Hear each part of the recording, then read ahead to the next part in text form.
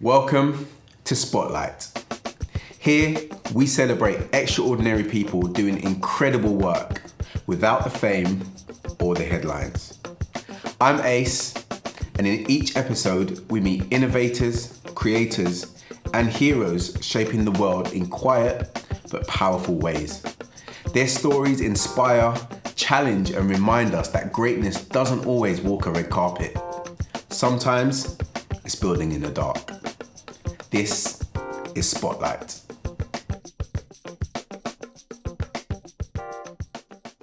Matt Maijah, What's going on? welcome to the Spotlight, bro. Thank you, bro. Thanks for having me. Amazing. Tell me about yourself. Cool. Well, yeah, my name's Matt Maijah, Yeah, and I'm a singer, songwriter, vocal arranger, founder, all the stuff. all this stuff. Yeah, man. Love it. All right, cool. So let's start right from the beginning. Obviously, I know you and some stuff about you, but I'm really keen for people watching this to kind of get a sense of like who you are, your background, stuff like that. So where did you grow up? I actually grew up in Brixton, South London. South. Come on. Sorry. South's actually the best East. part of London, I promise you. Come on. But okay, Brixton. Yeah. Yeah. What kind of 90s? Yeah, grew up in the 90s. early 90s. Oh, Brixton in the 90s. What's Brixton like in the 90s? Man, crazy. Yeah. Dangerous. A lot of gangs, a lot going on, but Okay. also beautiful. A lot of culture. Do you know what I Yeah. mean? Very diverse. Yeah. Yeah, man, I grew up 4 stories high on the estate in Brixton with mumsy and dad and my brother. Yeah. Yeah, it was beautiful. Okay. Amazing. And what was home life? So you said your brother, your mum, your dad. What was home life like for you? Do you know what? For the most part, like home life was beautiful.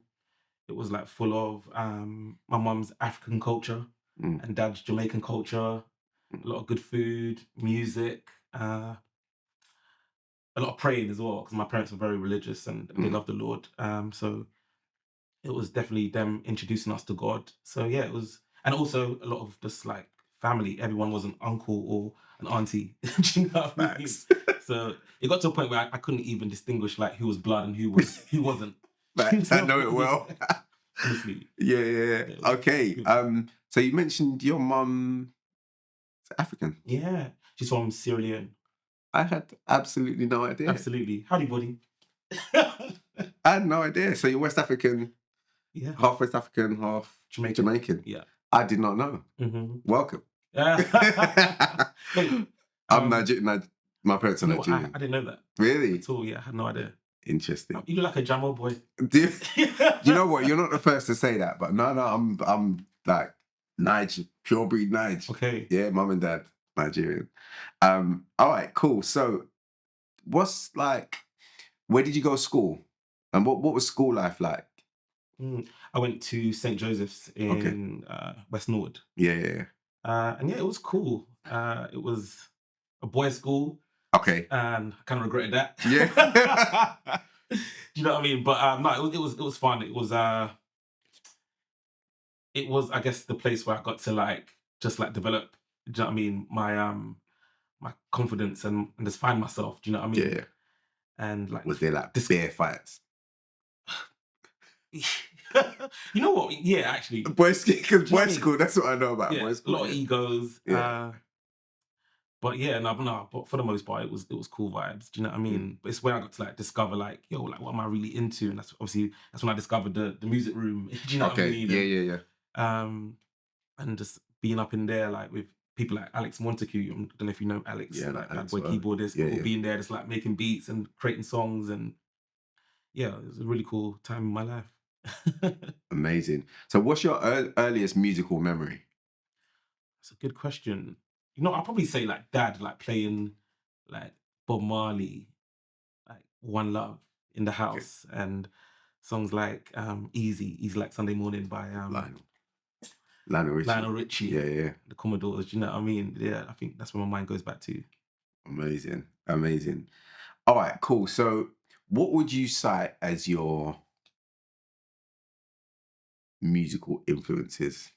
Like, what kind of shaped you going right back? So obviously we've heard that you like grew up with like Bob Marley and all the greats kind of playing it in the Yeah. house.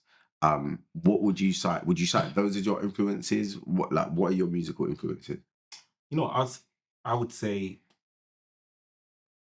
no genre of music has hit me the way gospel's hit me. Okay. Yeah, when I discovered gospel, when artists like Smokey Norfolk, Yeah. Tone, and Marvin Winans, Yeah. Fred Hammond. Do you Yeah. know what I mean? That's when I was like, I'm inspired. Do you know what I mean? Yeah. But also around that time as well, I was growing up listening to Usher. Like me and bro would come back from school and like put on 8701 live in wherever it was. Yeah. And watch that every day. Do you know what I mean? Cisco. Yeah. And also, do you know what I mean? Again, like hearing an R&B vocal that was like coming from the church. Yeah. You can hear that. Sure. You know what I mean? For sure. That edge in his voice. And I was like, so it was definitely artists like that that definitely shaped my sound and also just inspired me a lot. Yeah. And where did that lead to?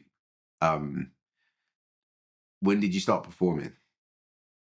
I started performing at the age of 12. That was like my first little debut in church. And you know what? A fun fact here is like, I didn't grow up singing. Like even my school friends, like they'll see me singing now and be like, Matt, how did this happen? Really? Bro, like even in like, I remember my mind goes back to like assembly in primary school. Yeah. And I'd be trying to sing along to like the Shine, Jesus, Shine. And voice was husky, it was horrible. And people would be like, I'll try and sing and they'll be like, Matt, like, because it was horrible. But I remember being about like 10 years old, 11 years old, and I prayed, bro. I was like, God, please, like, give me the gift to sing. Like, I was so passionate about music, so inspired. Dad would take us to church, and I had a praise team, I had harmonies, and it will hit me in such a special place. And I was just like, but why can't I express this? Why can't I do this? But it resonates with me so much. And I remember praying so hard, like it was yesterday at Mumsy's flat. Do you know what I mean? In Brixton, and I was like, God, please, like, if you just unlock this gift, like I'll use it to make people happy and inspire and uplift. And I promise you, from that prayer, like from about 10, 11 years old, it just all started making sense. Like every time I listened to music, it was just like a different door unlocked. Yeah. Wow. And it's been quite the journey ever since. Yeah. You know what I mean? So like you said, I mean, in church, your debut is like 12 years old. Yes. So I guess before that, you're kind of honing it. Are your parents musical? No, not really. Okay. I mean, like they try. Like mom tries to sing, dad does his little thing, but like no. Standard church stuff like adult choir. Right. All right, cool. Interesting. So then what kind of gave birth to like your artistry? Like when did you decide, all right, cool, I'm gonna start writing songs and singing them and stuff and performing them essentially? Right. Well, yeah, I guess being in church, having that debut moment at 12, Easter Sunday, finally getting that chance to, I guess, showcase my gift and receiving that love, like, Matt, you've got something special. And hearing that for the first time, I was just like, okay, I need to really now build on this. So yeah, I was in church for a while, and I mean, while I was in church, obviously I was growing up seeing different, like, UK gospel artists coming through, and I was just like, I could do this. Do you know what I mean? And bro, I'll be at home and I'll just be like, let me just try and make up a song. Do you know what I mean? Let me just see what happens. And I remember at the time, I didn't remember going back years now. Do you know what I mean? But I wrote a few songs. One song called Soldier. And Pause. Right there. Yeah. That's the hit, bro. You can't skate over that. Yo, yeah, we had... There was a time that you couldn't go anywhere and not see Matthew Allen performing. There's a war going on. Right, yeah. Where my soldiers right here? Like, crazy. And it was so interesting to me. And even seeing that song, I guess, go viral at the time, do you know what I mean? I was just like, wow. Like, I have something that can resonate with, do you know what I mean, my peers, like with the youth. And also I was very much on fire for Jesus. Yeah. At the time, and I was just like, I just want to inspire people and also just make Christianity cool. Do you know what I mean? Because I didn't grow up seeing, like, I guess, young artists, coming through. So I was just like, let me just like kind of fill that gap. Do you know what I mean? It was amazing, man. Like, I got to do a lot of really cool things. Do you know what I mean? Like, sorry, I don't even mean to take over the interview, but No. I remember It's a conversation, bro. I need Sorry, to know convo. this Yeah, stuff. it is a I need convo. to know this stuff. For Tell me sure. about it. Yeah, so obviously doing my thing, guys. So all the churches, do you know what I mean? Yeah. And it's before, do you know what I mean? Money's involved. You're getting paid a ginger beer and a patty. Do you know what I mean? But I'm just doing it for the love. Yeah, You know what I man. mean? And I remember Ayce, that Kurt Franklin was coming into town and he was doing a big show at Hammersmith Apollo. No, or at Palais. Hammersmith Palais is Palais, it's yeah, not even yeah. around anymore.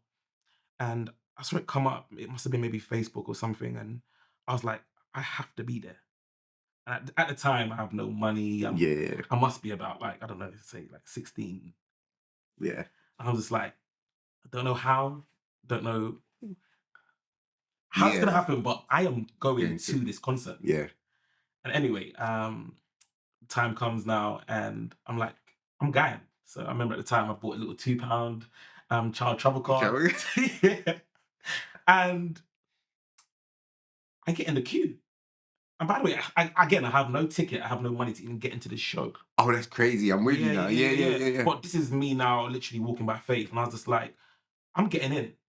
I'm getting into this show. I have to, because obviously at the time, Kirk's like a huge influence, you know, Yeah, musically. absolutely. He's the GOAT, you know? What's this? So wait, what year is this? This is probably going to be like, what, 2000? Yeah, 2005. I don't know. 2005, I'm rubbish with my time stamps sometimes. Okay. Yeah.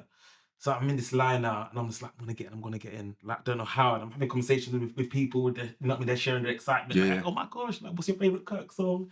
Yeah. Going back and forth, and I'm in this line thinking, man, you're crazy. Like, you're in this line. You just about had enough change to get here to Hammersmith from Brixton, and you're telling yourself that you're going to see Kurt Franklin. Yeah. So anyway, I'm in this line, which is the box office line, where you have to go to collect your ticket. Yeah. And I get to the desk and I say to the lady, I'm like, she's gonna have a ticket for Kurt Franklin. And she was just like, I'm sorry, my love, it's sold out. And I was just like, I understand, but I really wanna like see the show. She was like, I'm sorry, like it's completely sold out. I was like, all right, no worries. And as I'm about to walk away, she knocks the glass and she's like, come back. And she just slides me a ticket. So now my mind is blown. I was like, yes, like I did it. Like my faith was able to like activate this and like do you know what I mean? Yes. But it gets better. It gets better. So we're in there now, bro, and I promise, I'm sure they even they broke health and safety regulations in that building, because we were in there like gospel concert. Gospel, yeah, you're right. And we were in there like sardines. It was packed, and Kirk, I mean, shut it down. Like he put on one of the best shows I've probably ever seen. And yeah, I was so inspired. I was like, I'm sure I was even like crying while I was in there. And I was by myself as well, by the way. That's what made it At even 16. a bit more. Yeah, do you know what I mean? Mad. And sometimes you have to sometimes to step out by yourself as well. You can't wait for friends or wait for family. Yeah. Like if you feel something deep inside, you just got to step out, man. It's very important. But anyway, I'm in there now, and I'm very, very inspired. And I was just like, God, like if you could make this miracle happen, where I even got to experience this, I was like, the next time Kurt Franklin comes into the UK, I'm gonna open up for him. I'm gonna be on that stage. And a couple years later, what happened? Oh my days. You know what I mean? I had the honor to open up for Kurt. And where was this? This was I think it was Liberty Church, a church in Barking. I can't actually remember. Okay, I remember. I know where you're talking about. Yeah. And by the way, again, like I wasn't the perfect gospel artist that like has awards or has an album out, whatever. But I guess you're doing the rounds then, no, bro. I was doing the rounds, yeah. I guess, yeah. If it was gonna be anyone, it's gonna be. But that's amazing. So the venue was it Hammersmith? Was it what is now Hammersmith Apollo? No. Or Hammersmith Palais? Yeah, I know what you're talking about. Okay. Yeah. Interesting. That's amazing. Yeah. That's an amazing story. I think, I'm glad I got to share it. And I mean, obviously, on my gospel run, I got to like open up for loads of people. Marley Music. Yeah. Mary. Dietrich Haddon. Like, those loads. Yeah. How was that? Because I always, in my head, I was like, I always saw you as the UK Dietrich. Right, yeah. I don't know why you just had this this energy about you. I used to get that all the time. I know you did. I know you It did. was annoying. And at the time, I was like, I didn't even listen to Dietrich that much. Yeah, Do you know what I mean? But I started to, and I was just like, well, Yeah. he's incredible. Yeah.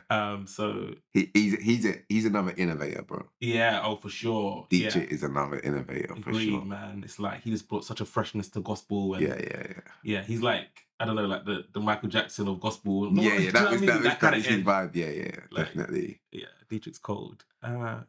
Ty Chibet. Oh my gosh, opening up for Ty.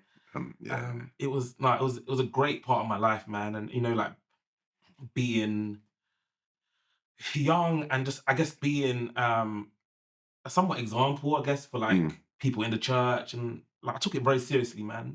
I took it very, very seriously. And you know, people coming up to me saying, Matt, like because of, you know, one of your songs, like I got filled with the Holy Spirit. And I was just like, wow, this is powerful, man.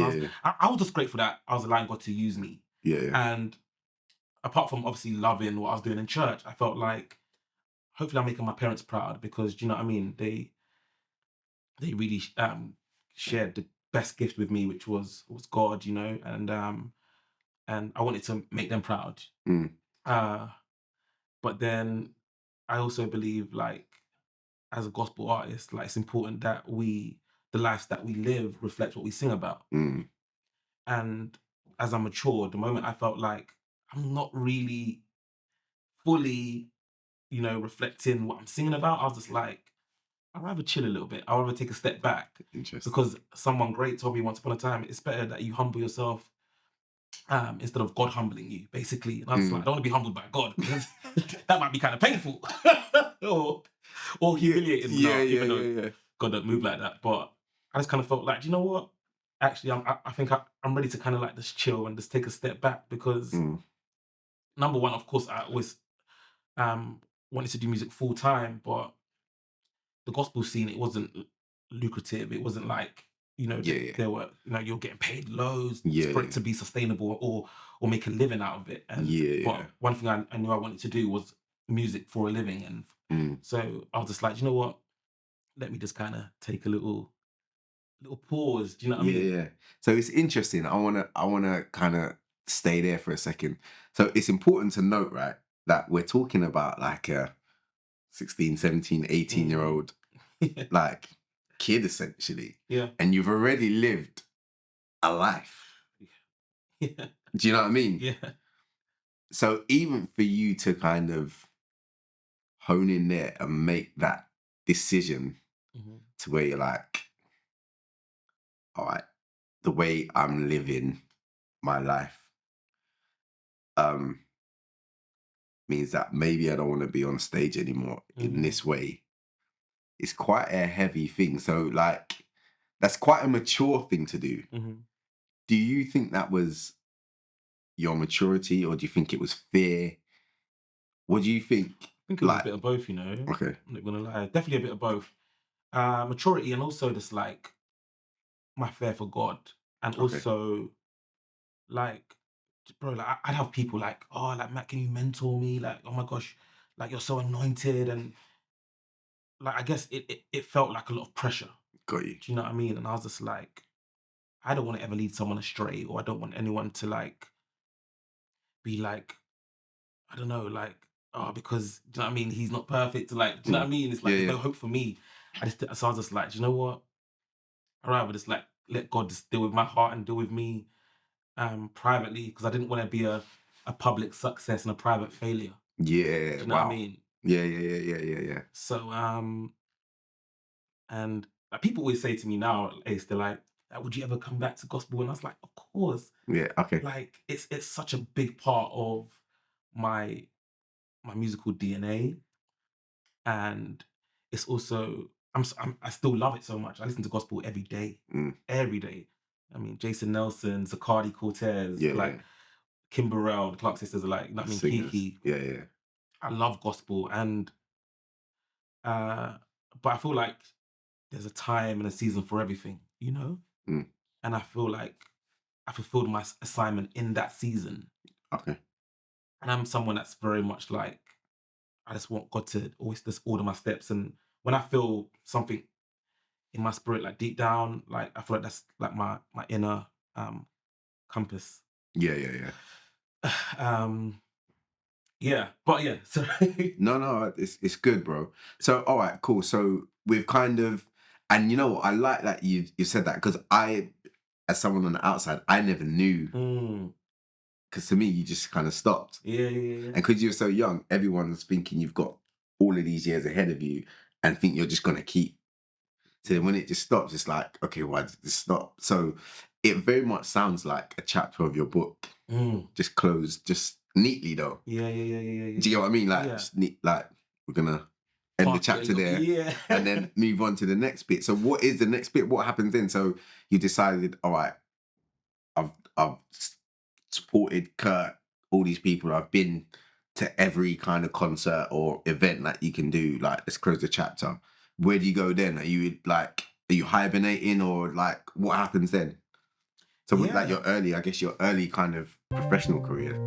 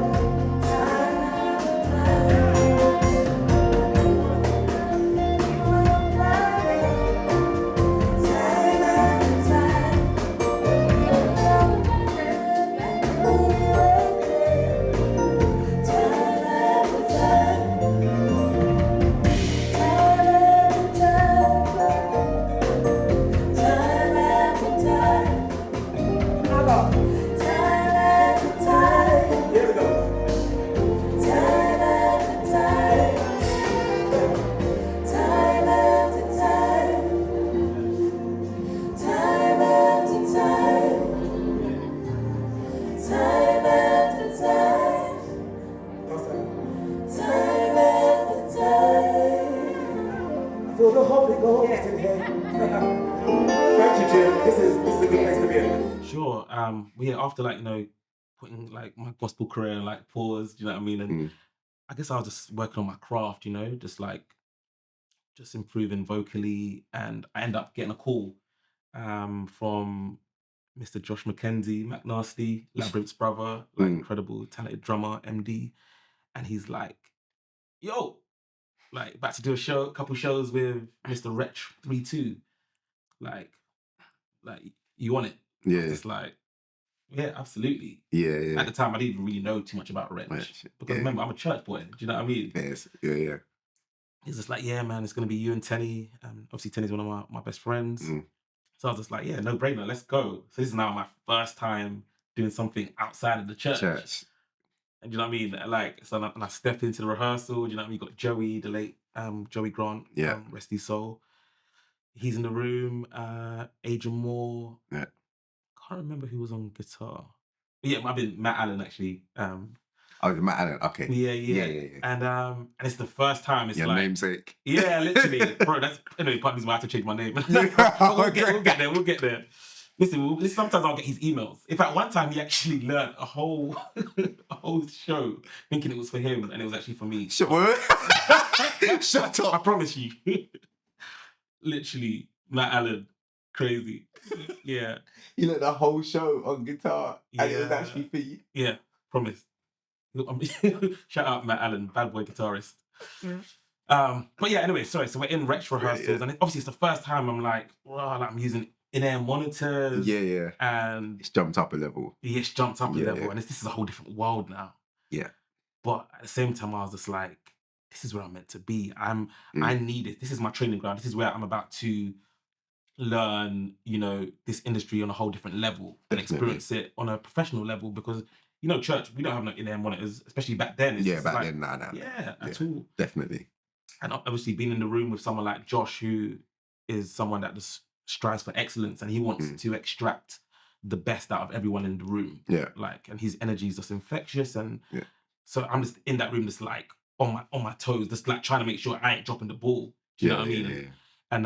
And yeah, that's where it all kind of started. Do you know what I mean? And obviously, I did it nervous, did it scared. Like, we're doing what is it? Wireless Festival, like main stage. Like, we're doing. Is it V Fest? Yeah. Like, V Festival. Yeah. The big stage. Wretch was big then, man. Yeah. Like, he's big now, but yeah, Wretch was Tractor, Don't Go. Yeah, like, it was a big season, and yeah, and from that point, that's when everything just went through the roof. But you know what? Actually, before then, wow, it's coming back to me. Yeah. Sometimes my memory's a bit. So much has happened, Ace. I promise you. But before even Wretch happened, I was part of a choir called Revelation Avenue. Of course you were. Yeah, we got to talk about that. Led by my people, Beatrice and David, and they brought me in just to kind of like help out with some vocal arrangements and stuff like that. So. And while I was helping out, just coming to the rehearsals, doing the arrangements, there was like, Matt, you might as well like just be part of the choir. Just jump in. Yeah, and we're gonna go for Britain's Got Talent. I was just like, all right, cool, let's do it. Yeah. And so I remember I was at home and I was just like, I heard Katy Perry's song Raw at the time. I got the eye of the tiger. And I was just like, that's the song we got to do. So I cooked up a little arrangement for it, taught it in rehearsals. Bro, you slow baked, braised that arrangement. I've got the eye of the tiger, fighter, dancing through the fire, 'cause I am a champion, and you're gonna hear me roar louder. Anyway, keep going. I'll jump in off that, No, it was fun times. And we cooked it up. And I remember we went to the show, and just before we were about to step out on the stage, bro, I get a lot of these weird, like, spiritual moments, by the way. Clearly, keep them coming. I have to, yeah. And I remember, like, getting the choir together. I was like, guys, please, like, gather around. Like, I don't know what it means, but I just heard in my spirit that we need to say gold buzzer on 3. This is before we even go out to audition in front of Simon Cowell and the whole panel. And I'm sure some of them were looking at me crazy. But we did it anyway. Yeah. It was like gold buzzer on 3. I felt it's so strong. We go out there now, we do our thing, standing ovation, like the whole room's lit up. And then like 5 seconds after our performance, gold buzzer. And that obviously basically like catapults you into the is it not the finals, but like the semi-final? No, it's the final. Yeah, the semi-finals. You're straight into the final. Yeah. Essentially, yeah. Mm-hmm. And we got the gold buzz, and it was mind blowing. And it was literally from that moment where I was just like, actually, Matt, believe in yourself more. Like, because, like this is. You know what I mean? Like, you picked a song, you cooked up a really cool arrangement. And do you know? It's also, I guess, the power of speaking things into existence. And I saw that. You know, that power from the Kurt Franklin experience to this choir experience with Britain's Got Talent. So after that, I'm unstoppable because I feel like I have a superpower. I've tapped into you know, that law of attraction and that power of having faith, you know? And then after Britain's Got Talent, that's when the Wretch 3-2 opportunity popped up. I have to go back a step because if anyone knows me, they know that choir is in my chest. Yeah. You know what I mean? And I remember, I don't really watch Britain's Got Talent like that, but for whatever reason, I was watching that season. Wow. And I see you lot come out. And obviously there's been a lot of choirs on Britain's Got Talent by now over the years. Yeah. And when you guys came out and sang, I was like, these lot sound good. No, we had a sound. I think I was still with LCGC at the time. Okay, yes. As well. And I was like, yo, who? Because obviously I have history with Revelation Choir. Okay, the original. Right. Yeah, because Revelation Choir sang with us at the Albert Hall many years before that. Okay. when they were coming out of St. Bonds. Yes, that's right. At the St. Bonds. And I think they went on to Last Choir Standing. Yeah, so that was after. So yeah, was that before or after? But yeah, so I knew the choir, Right. but then this kind of new formation of it, and I knew what the choir was back then, and it was cool. It was cool. Like these young choirs on stage or whatever, and I was young them times. Like Steph and I were like, I think we put that whole show on at that Albert Hall, and we was like 21, 22 or something silly like that. Wow. So if I was young, you guys were they were even younger. Yeah. So I just remembered, like, okay, Revelation Choir. I saw the faces, David. Mm-hmm. I was like, oh, cool. And then when you guys sang, I was like, yo, it sounded, everything about it, the mix. Yeah. Like, I was like, this is how a choir should sound on the TV. Come on. Yeah, no, we were proud of that moment, man. And obviously, it went viral, and it was. I mean, it opened up so many doors for us. We went over to LA to like perform at this massive like festival called We Day. Okay. And I mean, all these celebrities were there, and yeah. you know what I mean. We were for the first time like artists, you know. Yeah. Like coming out to LA, we got to do a big corporate event for AP Audemars. Okay. Yeah, they had their like the watch brand. Yeah, the watch brand. Yeah. AP. I mean, can't lie, I was a bit upset when we didn't get a watch. There's always that moment where you're like, are we gonna get gifted? Right, yeah. An AP?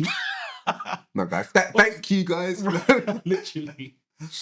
But yeah, no, like it was a really, really cool season. And you know what it is, Ayce? Like whatever I'm a part of, I just want it to be the best. I hear it. But that's my energy. I see that. And I want to contribute my best. I see that. Do you know what I mean? Yeah.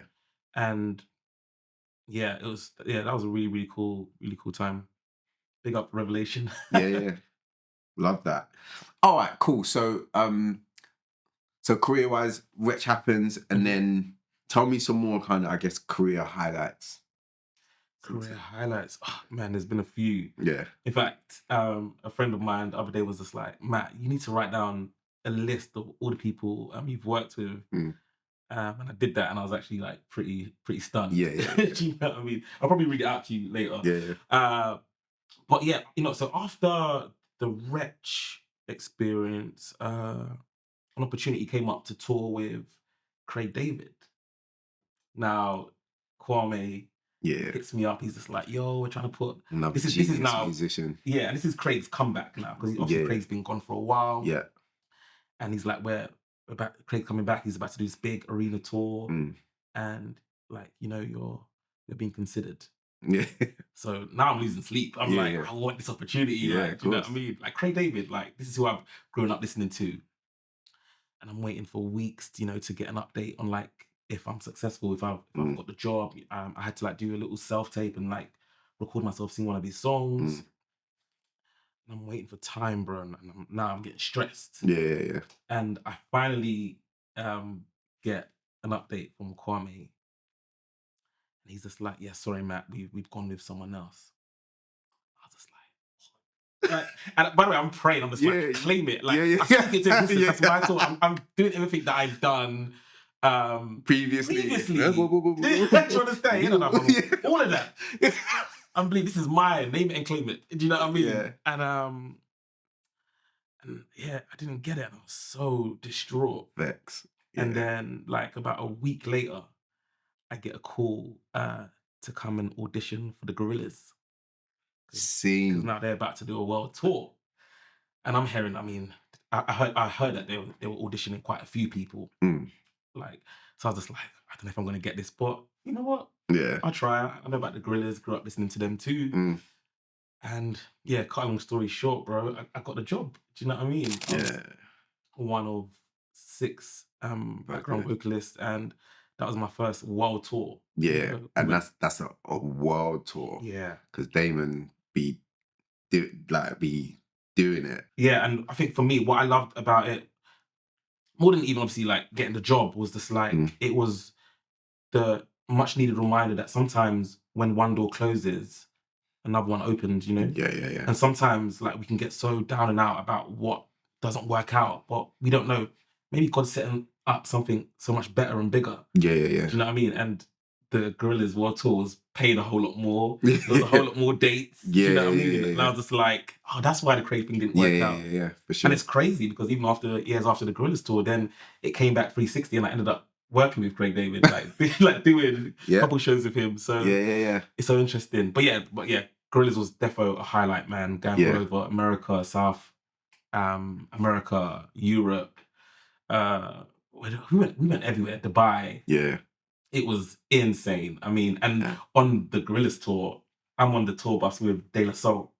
Like, do you know what I mean? I'm on the tour bus with Pevin Everett and Jamie Principal. Heroes, man. Yeah. Heroes, like goats. And I'm just getting gold and knowledge and just so many stories from them. Yeah. And I was just like, this is actually mind-blowing. And what I love about Gorillas, they're very big on, like, collaboration. And so, on their records, they have like people like... a genius, man. Honestly. Little Sims and... also, what's his name? Oh, gosh, his name just gone out my head. What's that? Everybody needs love. Oh, Anthony Hamilton? Yeah, Anthony Hamilton. Like, man, you guys toured with... Yeah, Mavis Staples. Were you on with Bobby Womack? Well, no, so he that was a different show. Yeah, he had passed away. Okay, cool. Because that's my all-time hero, right? Yeah, he's a goat, man. He's a goat. Yeah, but that was a mind-blowing tour. Yeah. And then, obviously, years after that, you know what I mean, I had the opportunity to tour with Dua Lipa. Yeah. And that was another just like mind-blowing experience. Do you know what I mean? Yeah, of course. She was probably one of the biggest things in the world at that time. Yeah, oh my gosh, yeah. Like the biggest thing in pop, for sure. Definitely. And it's like headline, arena tour, like Rock in Rio, like main stage. Like it was massive. Rock in Rio is wild. Yeah, that's a wild gig. It's a lot of people. Did you do Brazil? Yeah, we've done Brazil, like Sao Paulo. Sao Paulo, yeah. Yeah, and Rio. Yeah, incredible. It's something like as much as 200,000 people. It's crazy, like 200,000 people. Huge. When we did it, we did one. Justin Timberlake, was it? When he what's the album? Justified? No. The 2020. The 2020 experience. Yes. So he was touring that album. Wow. Where he'd come back with the whole Memphis thing. Mm-hmm. That was a rage. Come on. That was a rage. But yeah, I want to ask you, how do you find touring? Like, how has touring been for you? Because obviously people see the fun side to touring. Are there any lowlights?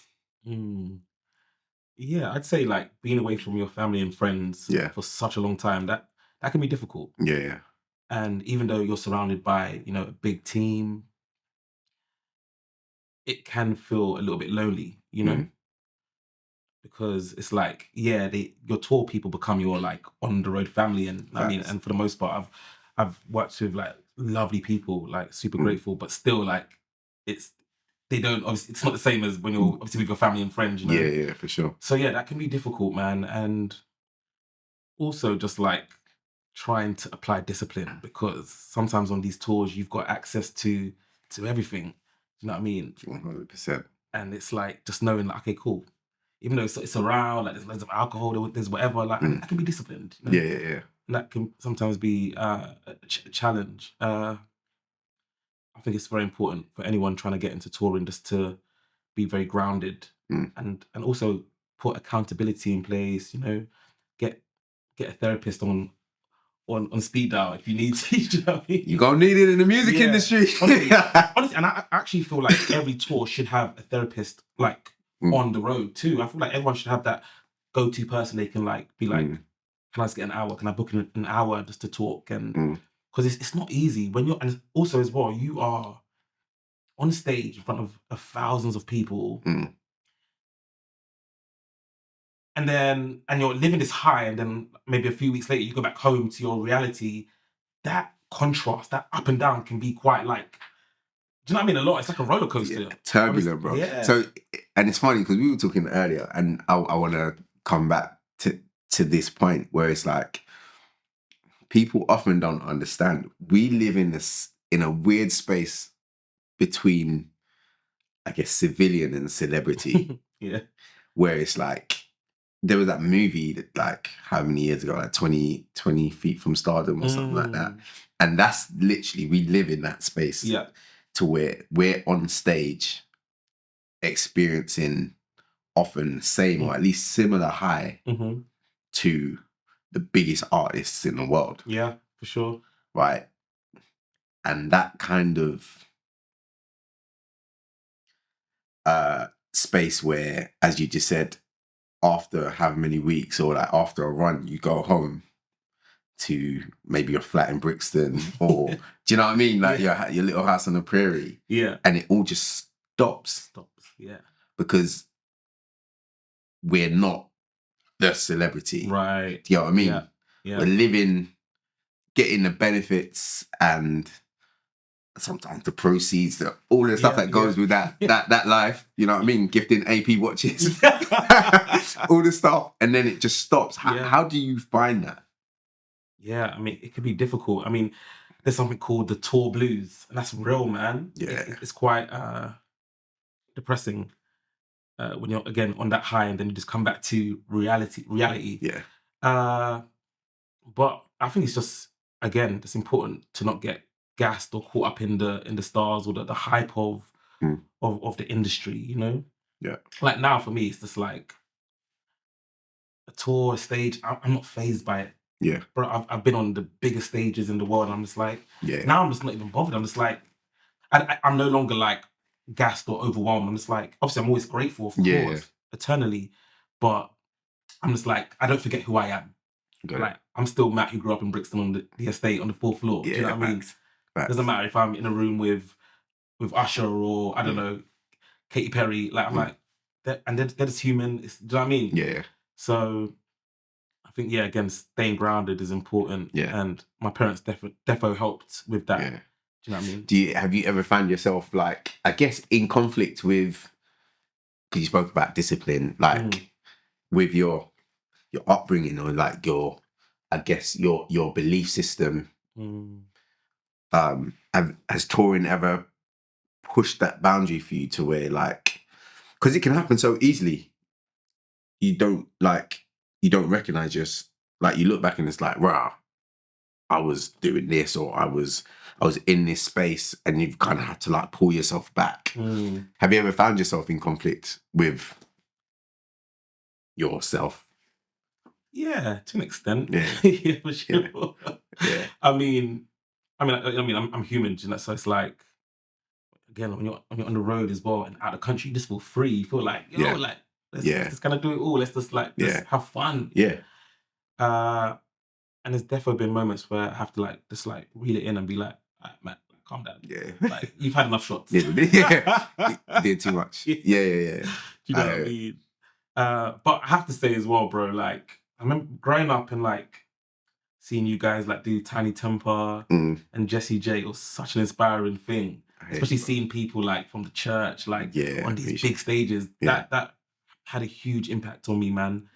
And also helping me to see what's actually like attainable. Do you know what I mean? And what you can do for a living. I heard. And even with all your work with LCGC, and I've been very inspired like over the years. It, man. I don't think I've been able to give you them flowers before. It's crazy that we're sitting down now and I get to like do it while we're just, you know what I mean? I mean, man, we're still young. We still got loads to do, man. And you know what? Thank you for saying that. Appreciate it, man.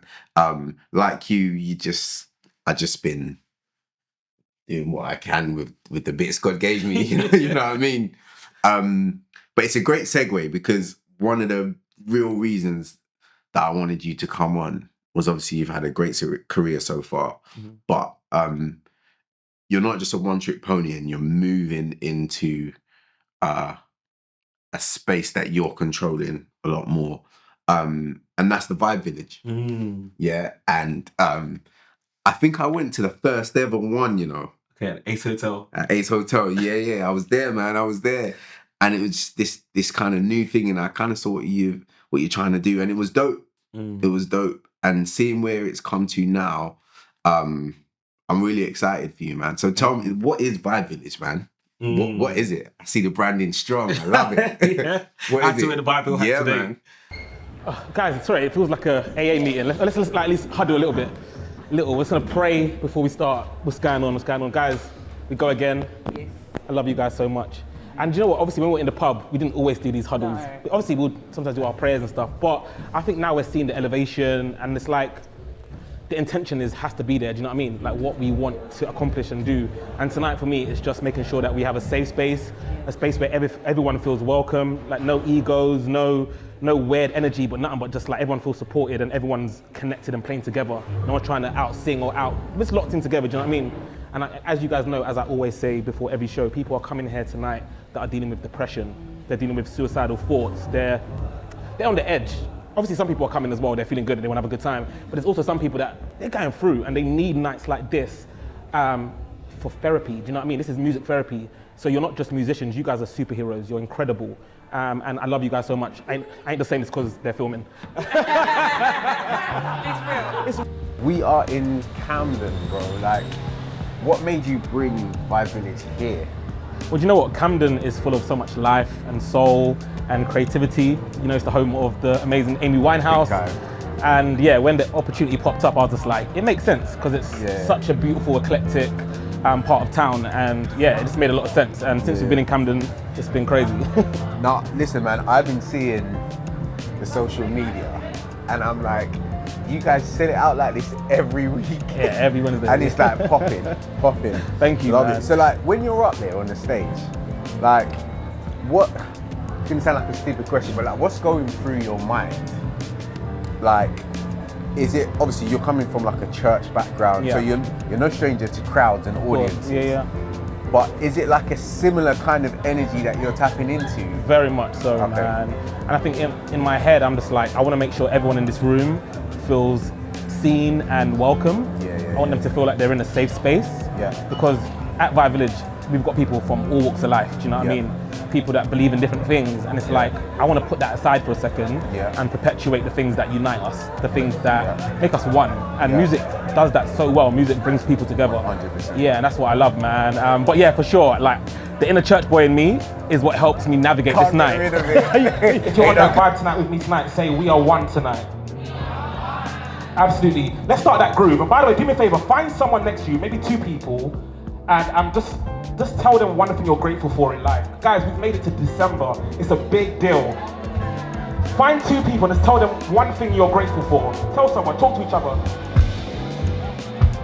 So to see where it's grown from Right.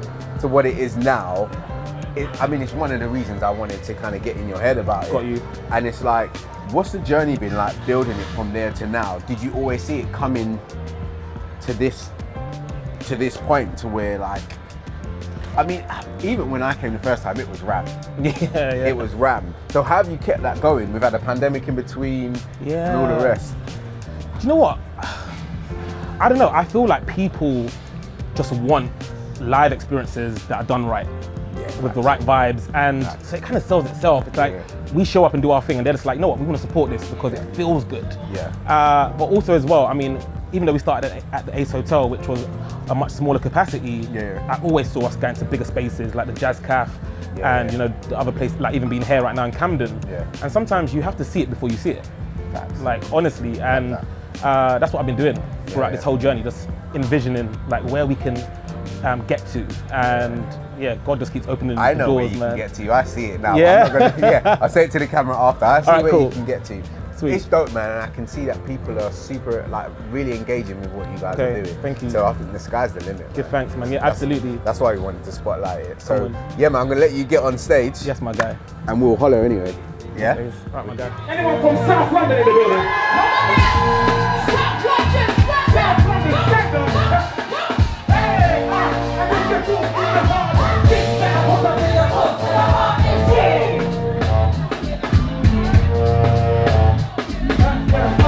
Say, hollering that man. Drop that tap man.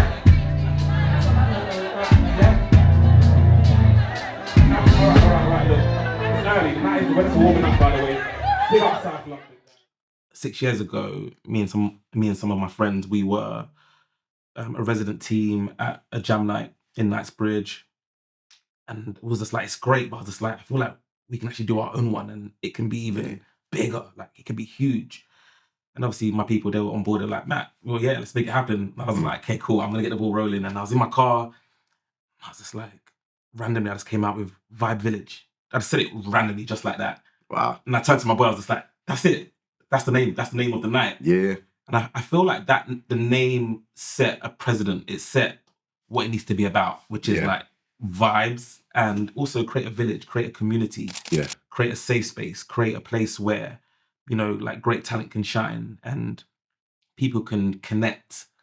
And it's been such a fulfilling venture. It's been one of my favorite things to do ever. Do you know what I mean? And for me, it's not about the money or whatever or fame. It's just about literally having that safe space and having a place where people can come together. I feel like music is meant to bring people together. Do you know what I mean? Yeah. And bro, when I say like the atmosphere is electric, it feels like church outside of church. Yeah, Do you know what I mean? Sure. And yeah, we're doing like some R&B and soul and, you know, like a bit of bashment, reggae, Afro beats, and gospel, but it just feels like, it just feels so warm.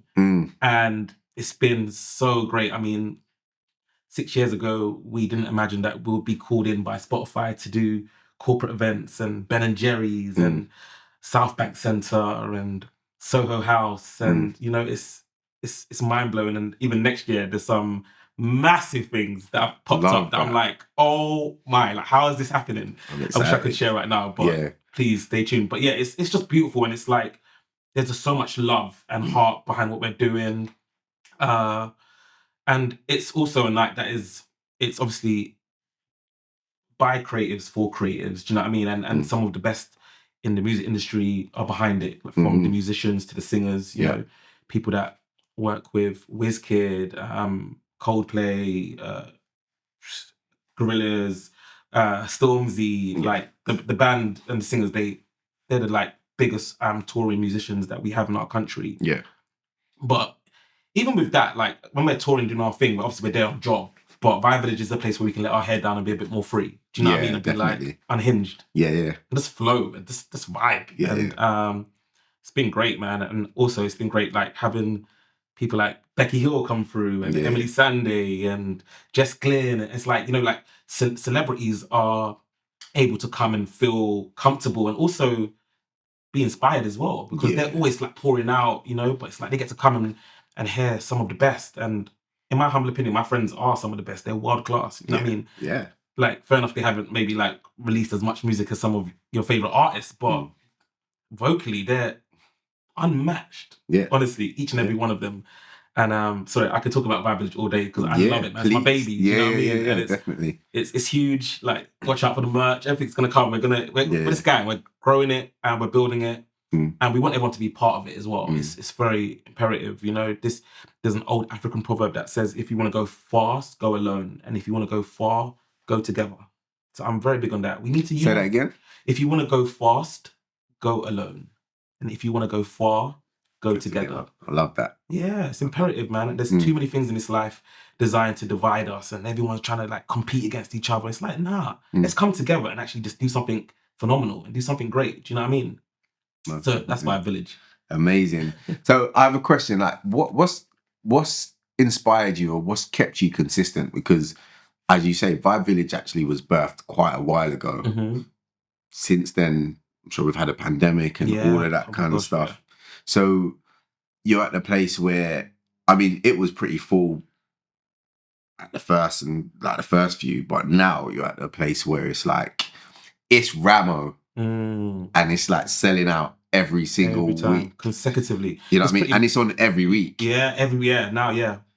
It's pretty mind blowing, you know. Yeah. Like, by the way, even when we like launched 6 years ago at Ayce Hotel, like again, like we ain't got no like track record in how to do events and what you need in place. Like, we're just young, just trying to figure it out. And but we knew we were onto something when we had to turn away about almost 200 people at the launch. Like, that place was so rammed, and even the venue at Ayce Hotel, were like, we've never seen a line like this long. You would have thought Michael Jackson came back from the dead and was ready to perform. It was that kind of buzz and excitement. So we were just like, nah, there's support, and I guess we are filling a missing piece that maybe what our, you know, the R&B community. ecosystem the community needed, you know? Definitely. Yeah, so that's when we knew it was on something. And then now, obviously, again, ever since then, it's just been sold out consecutively. Yeah. And for a while, I was just like, this must be a fluke. Do you know what I mean? Yeah. But I guess people just recognize good vibes and good music. Do you know what I mean? Yeah. And yeah, now that we're in Camden every Wednesday in the stables, again, do you know what I mean? We're still in a position where we're turning people away, unfortunately, because of lack of space. So I feel like the next step has to be Coco Camden. And then after that, the Royal Albert Hall. Then after that, O2 Arena. It's not out of reach. Speak it, but it's not out of reach, it's man. not. You've proved it with your stories Come already, on. man. You say it happens, bro. It happens. Yeah, that's it. Yeah. We have to speak things into existence. And I'm a big believer in that what you focus on becomes your reality. Wow. Literally. Like, Yeah. Because like you just have to just focus on that thing long enough and it's gonna manifest. You know what I mean? Yeah. But life is designed in a way to distract you. Yeah. Whether it's bills or problems or whatever. Yeah. It's designed to just take that focus away. But the minute you just stay focused on that little thing, wherever it is, whether it's like your fitness program or you're gonna see results. You're gonna see that thing manifest, which is so powerful. Amazing. Why am I getting preachy? It's in you, bro. It's in me. I'm a church boy. It never leaves. Literally. What's next? What's next? Ooh. Well, I mean, there's some huge things for Vibe Village that I can't actually say just yet. Fine. Yeah, that's fine. But yeah, it's pretty major. Do you know what I mean? Yeah. But yeah, no, really excited about next year. We're gonna have a residency at White City House in Shepherd's Bush, Soho House, once a month. So really excited about that, taking over that space and like creating something a little different to what we've usually been doing. So it'll be a bit more of an artist showcase. We might bring in like, a string quartet and just make it an acoustic guitar, make it very different. Yeah. Excited about that. What's next? Maybe a Vibe Village EP is on the horizon. Love you know that. what I mean? And original music. Yeah, maybe who knows, a Matt Maijah gospel album. We'd love to see it, bro. We'd love to see it for sure, man. I mean, I still love singing gospel when but no, definitely we're really excited about the Vibe Village EP. So yeah, because apart from just being a jam night, open mic, whatever, I feel like we're a group of artists. You know what I mean? It's like let's make the best compilation like album EP ever. Do you know what I mean? Amazing. Yeah, so really excited about that. Love that. Yeah, I mean, from my purview, I'm excited to see what happens with Vibe Village. I think we don't have enough of that type of energy, or didn't have enough of that type of energy in London, which I think is why it's been so successful.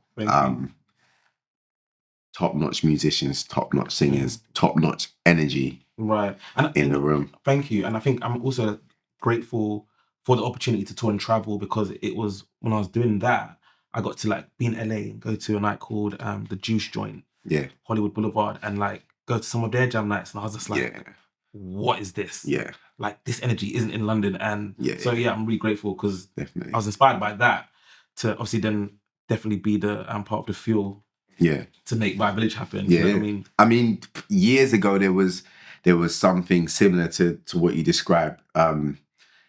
We all used to be at a place called the 10 Room. I don't know if you ever heard about it. Yeah, I heard a lot. Yeah, Man, Patrick Allen. Yeah, exactly. Patrick Allen used to run something, but this is something fresh. This is something new. This is something different. And I think it's by no mistake it's you, bro, with your innovation. Thank you. And hearing your story and the way you kind of stepped out.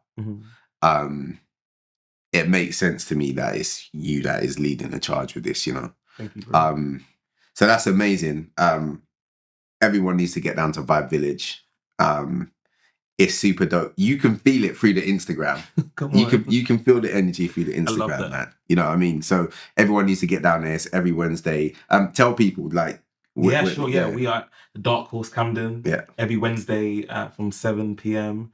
We've got a whole pre-show experience. Yeah. Chance to network and maybe meet your life partner. Love that. And then, we kick off the show at 8 p.m. and it's just like, arrive, sign up, add your name to the list, and we rock and roll. No rehearsal, just raw, just going with the flow. Do you know what I mean? Yeah. So, but everyone's welcome. Please come. Tell your cousin, tell all your friends, tell the group chat. Amazing. Love that. All right, cool. So just before we finish, I have a question, but you're gonna pick the question. So we have the pop category or the jazz category.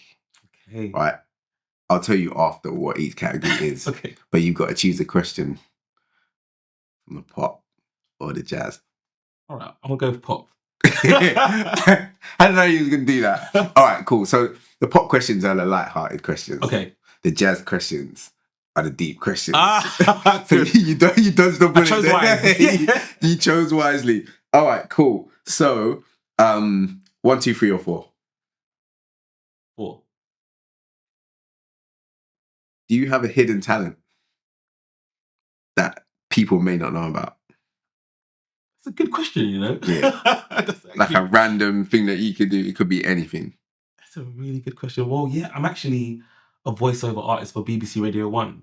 What are you talking about? I don't know if that's a talent, but Of course it's apparently talent. my talking voice is pretty cool. And by the Yeah. way, when I'm nervous, I'm not the most well-spoken, but BBC Radio 1 love it. So that's definitely one of my hidden talents. Really? So we're listening to you on Radio 1? Yeah. In fact, when you hear the countdown, like 1 or whatever, that's all my voice. No way. Like, yeah, you're listening to Greg James or whatever, that's all me. Who knew? Yeah, that's my little party trick. That is your little party Yeah. trick. But maybe a more serious one. I guess before I started singing, I was actually acting, and I was badding up all the school productions. Yeah. And I feel like I've still got that in my bag, but I just haven't had a chance to explore it. So Who knows? It's coming, top bro. boy producers, if Yeah. you're out there, please come on, cast me, audition me. Yeah. I will show you a lot of skills. All right, cool. So to just follow on that before we finish. Yeah. Talk to me about a movie that, if acting's your bag, that you would have loved to be in. Ooh, Any movie. that's a good question. I mean, I've probably got to say Wakanda. Got you. But I mean, Black Panther. yeah. I mean, yeah. I mean, especially like the production of that, it's huge. But I mean, man. I mean, when we talk about like bad boy acting, I mean, you got to talk about Denzel Washington. Do you know what I Yeah. mean? Or movies like The Green Mile. Do you know what Serious I mean? movie. Yeah. Do you know what I Yeah. mean? Or any Eddie Murphy film. Yeah. But anyway, yeah. Got you. Well, man, thank you for stepping into the spotlight today, bro. Yo, thanks for having me. By the way, you brought me out my comfort zone. Normally, I would run a mile from conversations that I filmed, but Yeah. like I really love what you're doing, and it's an honor to Appreciate it, be man. here. And yeah, it's been really fun. Definitely. It's been great having you in the spotlight, man. Thank you. Thank you.